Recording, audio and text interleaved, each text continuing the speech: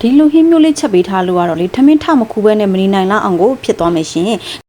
လိုင်းပေါ်မှာအရန်ခစ်ထနေတဲ့ငရုတ်ပွားငဖက်အစားသွတ်လေးကိုလိုက်လုပ်ကြည့်မှာပဲဖြစ်ပါတယ်ရှင်မမကြီးကတော့တခါမှမလုပ်ဘူးပါဘူးเนาะသူများတွေကအရန်လုပ်နေကြလို့မမကြီးလည်းခစ်နှက်မကြအောင်လိုက်ပြီးတော့ join လိုက်တာပဲဖြစ်ပါတယ်ရှင်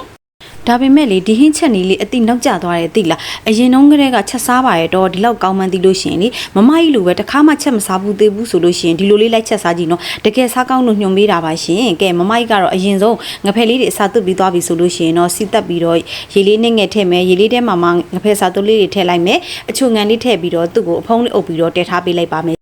အခုလိုဘာချက်မှန်းမသိတဲ့အချိန်မှာအရှိကနေပြီးဆက်ဆက်မပြလေးတွေချက်ပြပေးသွားတယ်မမတွေကိုလည်းကျေးဇူးတင်တယ်နော်ကဲမမကြီးကတော့သူတို့ချက်တဲ့အတိုင်းလိုက်ပြီးတော့ချက်လိုက်တာတကယ်စားကောင်းပါတယ်ရှင်